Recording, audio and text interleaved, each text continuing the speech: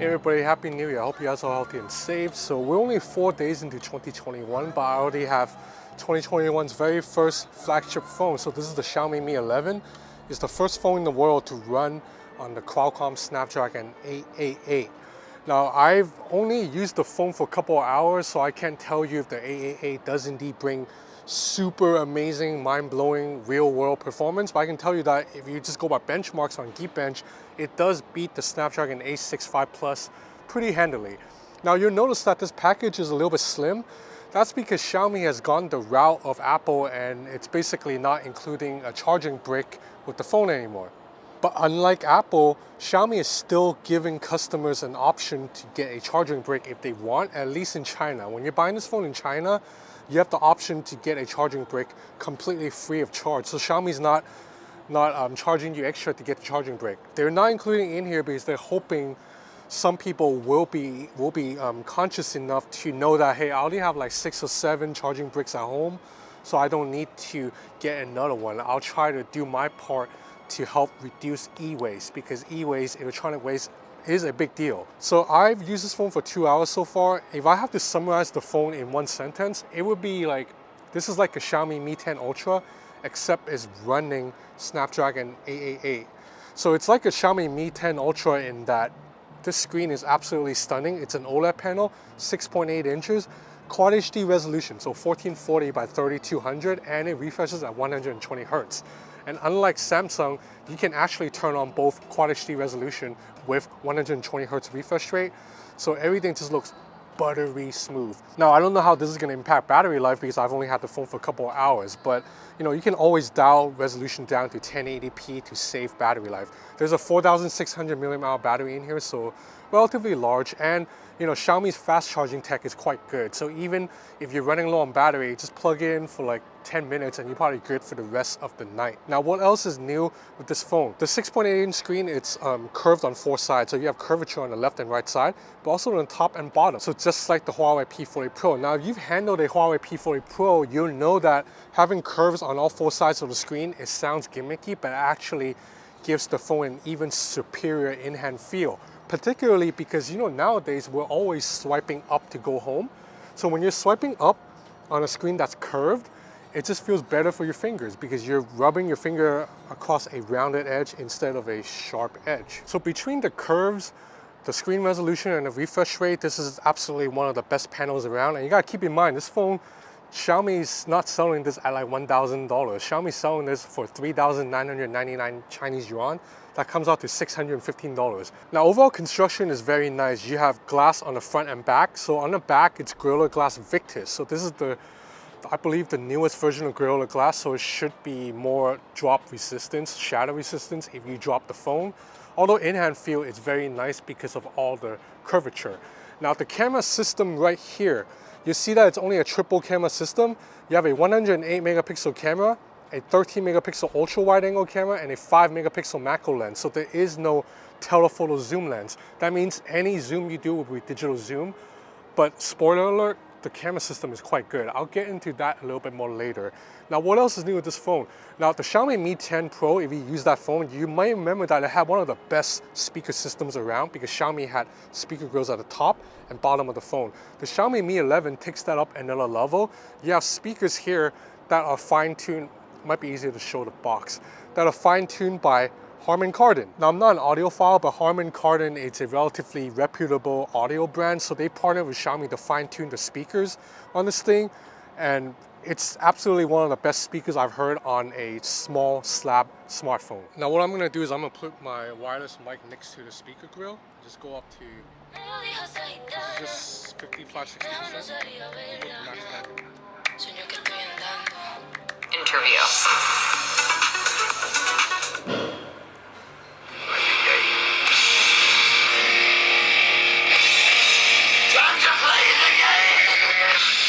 So even at max volume, you're not getting distortion whatsoever. It's actually a full sound because it comes out to your left and right side, and you hear pretty noticeable bass that's not overbearing. It doesn't drown out the mids and the highs, and this screen just looks so great. I mean, right now it's a little bit reflective, but when you're watching this same video on the screen indoors, man, looks so damn good. Okay, you may be wondering, was that YouTube I just showed on the phone? Yes, that was YouTube. Now, even though this is a China version of the phone, you can install Google apps on this easily. So out of the box, there is no Google apps, but Xiaomi makes it very easy for you. There's this app store called Get Apps. Just tap into it, search for Google Apps pop up right away. Just install Google Play Store, and that's it. So really it takes you 30 seconds and 2 clicks. You have the Google Play Store on your phone, and from there you can install anything. Instagram, everything works. And even once you've installed the Google apps, Google Frameworks install automatically, and everything works as if this is a global device. Now as for the camera, so the main camera is a 108 megapixel sensor. This is Xiaomi's, I believe, 3rd attempt at the camera, and Xiaomi's basically mastered it, because when you use a 108 megapixel camera, it can be a little bit tricky, as Samsung showed with the Galaxy S21, which had focusing issues.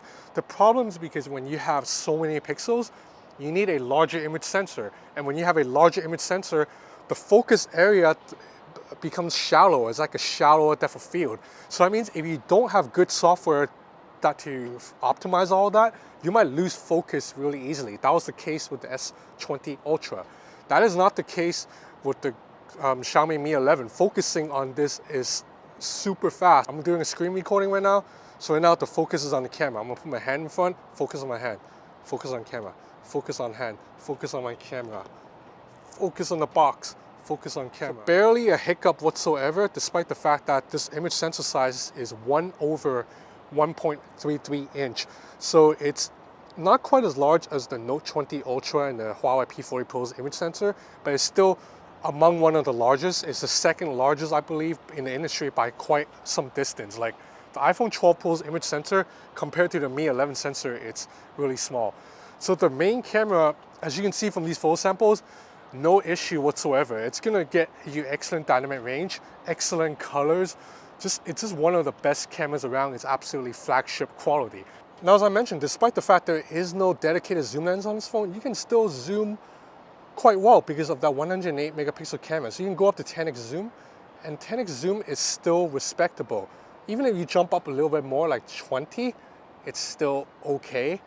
You can max out at 30, but now 30, it's a little bit blurry. But just stick to 10x, 8x, 5x, and you're actually getting a pretty serviceable shot. That compares quite well with the iPhone 12 Pro's 10x, despite the fact that the iPhone 12 Pro has a dedicated telephoto camera. Now the ultra wide angle camera, it's solid. I'm not going to say it's the greatest because the Huawei P and Mate 40 Pro has the best ultra wide angle camera around, in that it doesn't really lose details even when you're shooting wider. That's not the case here. If you go wider, you definitely get a shot that isn't as sharp as the 108 megapixel camera, particularly when you zoom in to the leaves right here on the left side. But for the most part, this is still a really respectable shot. Dynamic range is excellent. Okay, it just got dark, so now let's test out the Mi 11's nighttime camera. Wow, so as expected, the Mi 11 seems to be a beast. Look at how much brighter the scene already is on my viewfinder compared to how it's looking on my Sony ZV-1. So we'll take a picture. Okay, so it turns out, I guess that's night mode kicking in automatically. Wow, look at how vibrant the shot looks compared to how the scene looks right now. Now, video performance is really good too. As you can see here, stabilization is excellent. Even when I'm basically running at almost full speed, the fluidity of the video is still respectable. It's not quite as good as the iPhone 12 Pro, but definitely one of the better video stabilization system around.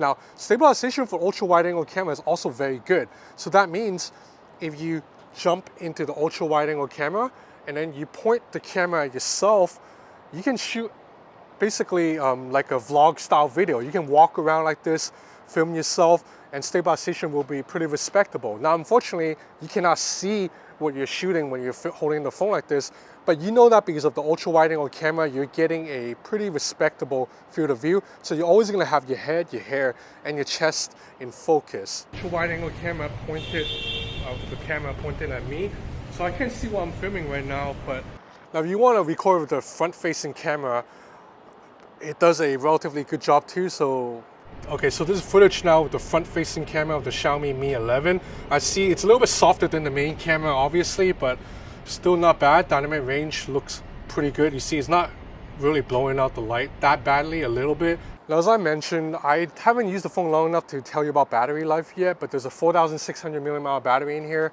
so it should, you know, be pretty good battery life. And on top of that, you can fast charge this phone relatively easily, and this phone also supports wireless charging and reverse wireless charging. But my early impressions of the Mi 11 is I'm quite impressed, because you have to remember, this is not Xiaomi's highest level of the Mi 11 series. There's a Mi 11 Pro or Ultra that's coming. This is just the middle of the pack version. This phone is selling for $615 US. And for $615 US, you get a stunning, almost bezel-less 120 Hz display. You get Gorilla Glass front and back, premium construction. You get a really great, excellent flagship level main camera with a pretty good, solid ultra-wide angle camera, and I guess average zooming capabilities. So for $615, that's not bad. So that's about it for this video. This is not a review, just a hands-on. I'm probably not gonna have a follow-up video on this particular phone because this is a loaner unit. I actually borrowed this from my friend in Hong Kong.